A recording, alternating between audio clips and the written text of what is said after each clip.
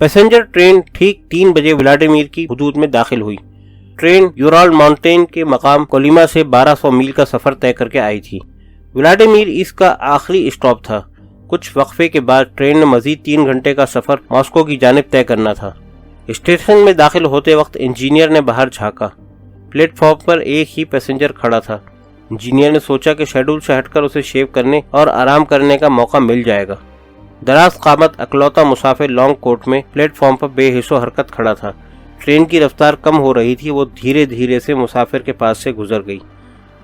आयुन बरिया, उम्र 48 साल, जाए पैदाइश मेसोपोटामिया।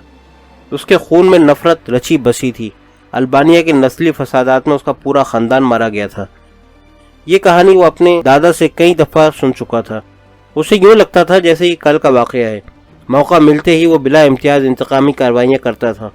वो बहुत पहले एक संगदिल कातिल और दहशतगर्द के रूप में ढल चुका था। उसने पहला कत्ल 12 साल की उम्र में किया था। अपनी फैमिली के कातिलों को चुन चुन कर जहन्नुम रसीद किया था। 20 साल की उम्र में वो हिटमैन पेशावर कातिल की हैसियत से मशहूर हो चुका था। अपनी फैमिली का कर्ज चुकाने के बाद उसके खून में नफरत और इंतकाम का उनसर ख़त्म हो जाना चाहिए था, ताहम ऐसा न हुआ। उसकी एक वजह वो अफराद थे जो खुद इंतकाम लेने की हिम्मत नहीं रखते थे और बरिया को हायर करते थे। उसकी खिदमात के एवज वो लोग उसे जेवरात या रकम फराहम करते। यूं ये सिलसिला दराज होता गया।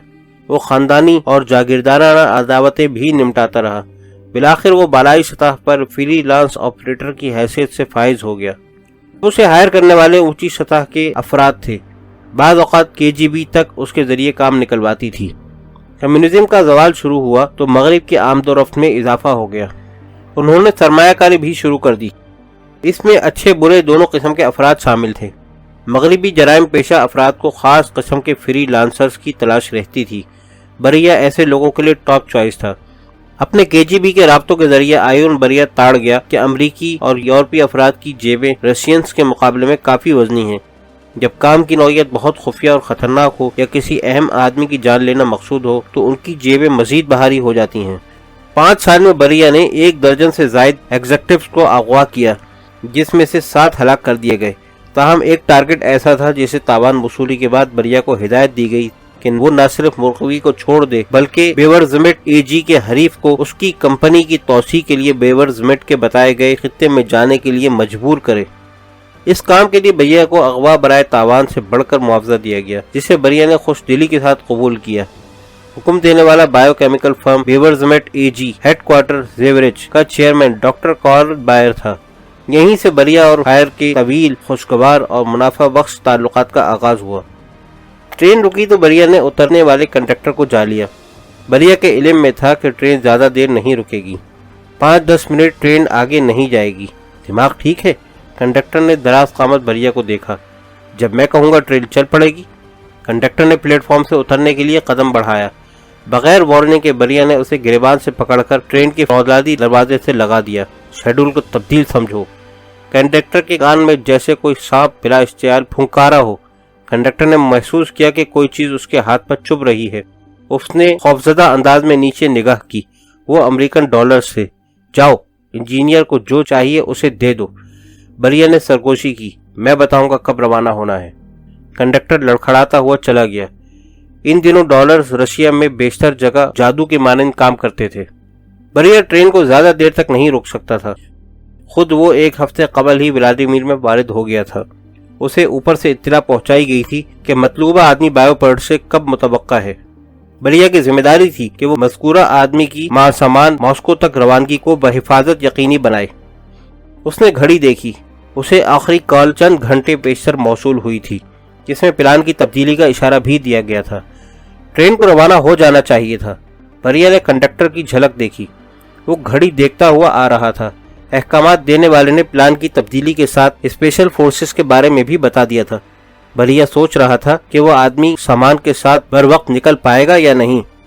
उस वक्त उसने प्लेटफॉर्म पर वजनी बूटों की धमक सुनी। उसका हाथ अपने कोट की जेब में चला गया। उंगलियां नौरस 9 mm के गिर्द लिपट गईं।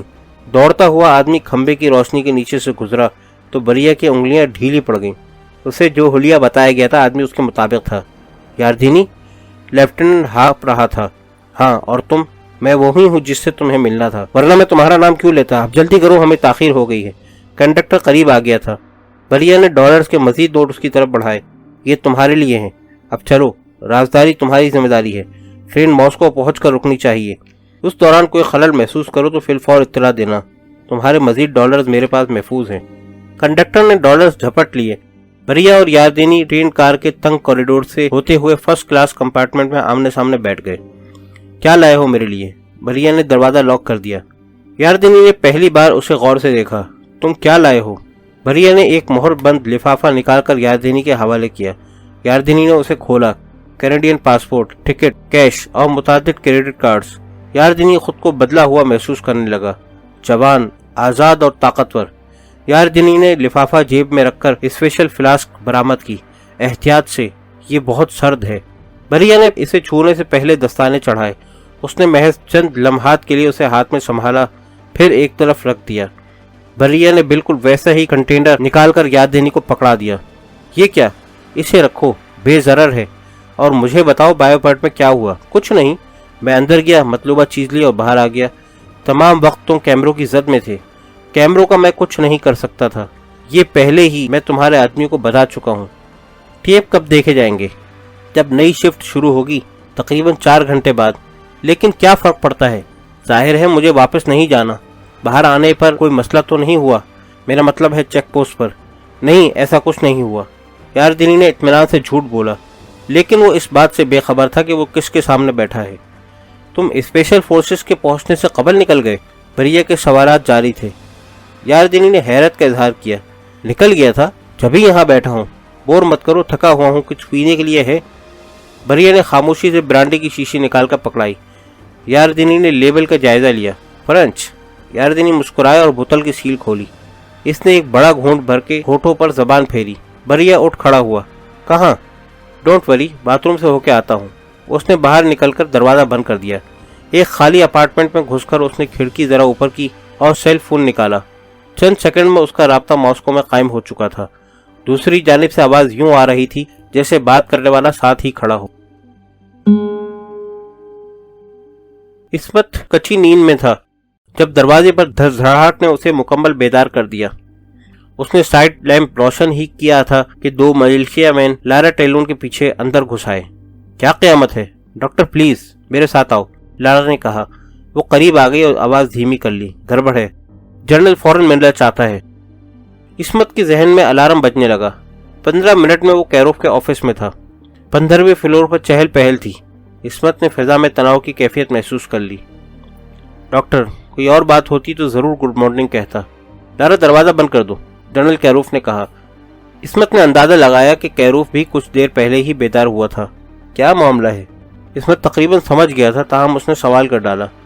कैरोफ ने टी कप उसे पकड़ाया। प्रेसिडेंट ने तकरीबन 1 बजे स्पेशल फोर्सेस को अहकामात जारी कर दिए थे। बायोपर्ट के गिर्द हिसार कामयाबी से बगैर किसी हादसे के कायम कर दिया गया था। बज़ाहिर सब ठीक था। 30 मिनट कबल पेट्रोलिंग गार्ड ने एक पोस्ट पर 2 लाशें दरियाफ्त की।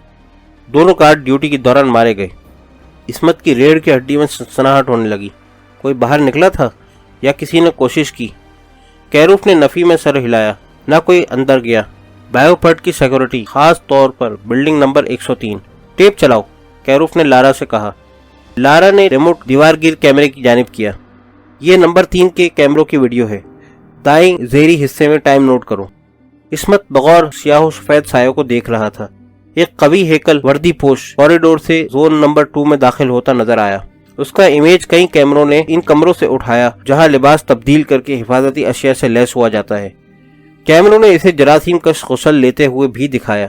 वो हुड और दस्तानों और दीगर अशिया के साथ सर से पांव तक छुप गया था। बादअज़ां वो अपने टारगेट की तरफ गया और एम्पूल निकालकर फ्लास्क में रखने लगा। फ्रीज, इस्मत ने इशारा किया। टेप का वो हिस्सा साकिन हो गया। मुझे बताओ कि ये स्मॉल पॉक्स नहीं है। काश मैं कह सकता, कैरूफ ने बददिली के साथ जवाब दिया।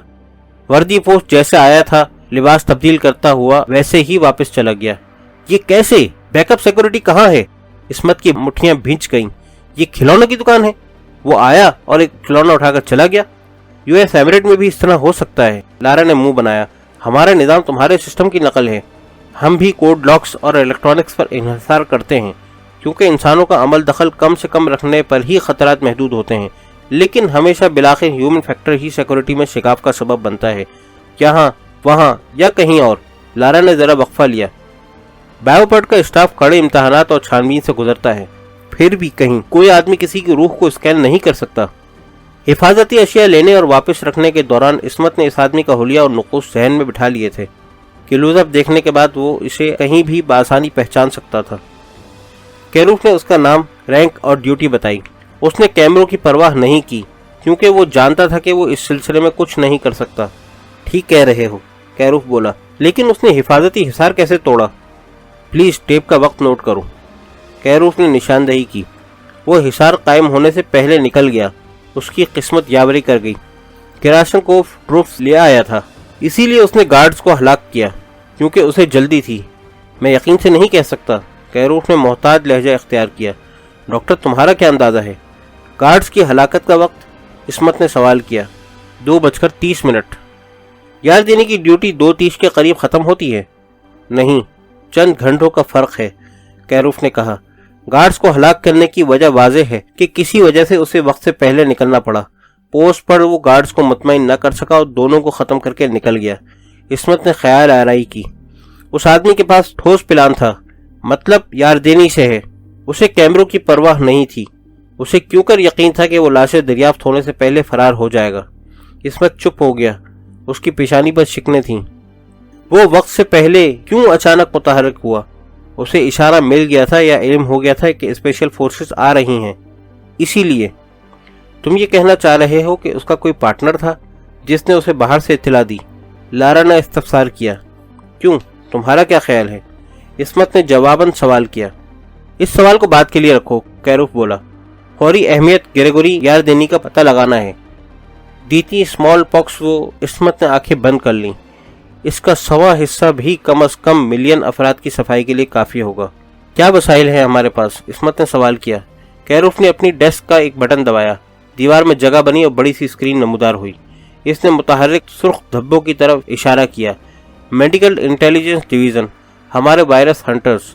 پھر اس نے نیلے نشانات کی جانب اشارہ کیا۔ اسپیشل فورسز کا حصار۔ کیروف نے 3 زرد نشانات کے بارے میں بتایا۔ یہ سبی یارسک سے فضائی راستے کے ذریعے کمک آ رہی ہے جو ولاڈیمیر کو مکمل طور پر گھیر لے گی۔ عصمت کمپیوٹر کی طرف متوجہ ہوا۔ یاردینی کا ڈیٹا نکالو۔ لارا نے کی بورڈ سنبھال لیا۔ ریکارڈ سامنے آ رہا تھا۔ سافٹ ویئر انگریزی میں ترجمہ کر رہا تھا۔ عصمت نے نفی میں سر ہلایا۔ یاردینی اس سازش میں فٹ نہیں ہو رہا۔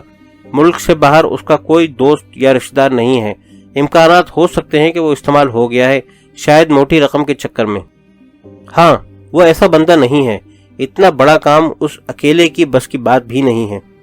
تم بایوپڈ اور اس کی سیکورٹی سے آگاہ ہو۔ یہ مغرب میں CDC سمیت کسی بھی ہائی لیول لیب سے کم نہیں ہے۔ انٹرنیشنل انسپیکٹرز میں ہم امریکنز بھی شامل تھے اور یہ سب ہمارے معیار سے مطمئن تھے۔ عصمت سمجھ گیا کہ کیروف کیا چاہ رہا ہے۔ وہ عصمت کو وکیل بنانا چاہ رہا تھا کہ رشینز بے پرواہ یا نااہل نہیں ہیں، ان کے انتظامات قابل قدر ہیں، اور یہ کہ بایوپڈ اندرونی سبوتاژ کا شکار ہوا ہے جس کی پیش گوئی ناممکن ہوتی ہے۔ جنرل، ہم سب ایک خوفناک خواب دیکھ رہے ہیں۔ یاردینی کتنی دیر پہلے نکلا ہے؟ اسپیشل فورسز کے بیٹل سرجن کے مطابق گارڈز کا قتل 2:30 کے قریب ہوا ہے۔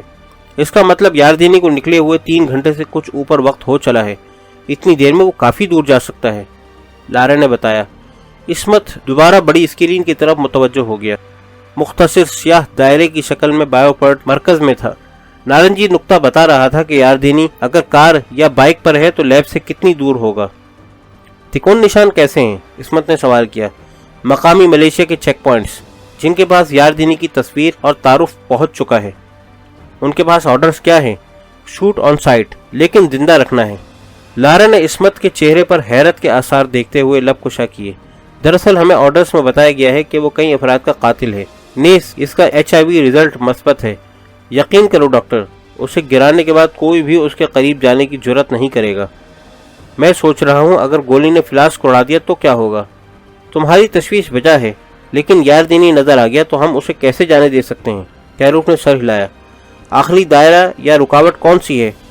بدترین یہ ہوگا کہ کوئی ولاڈیمیر ایئر فیلڈ میں طیارے کے ساتھ اس کا منتظر ہو، کیروف نے جواب دیا۔ کوئی ٹیک آف ہوا ہے؟ ریکارڈ پر تو کوئی نہیں ہے، لیکن اس کا مطلب یہ نہیں کہ ہم اس امکان کو مکمل نظر انداز کر دیں۔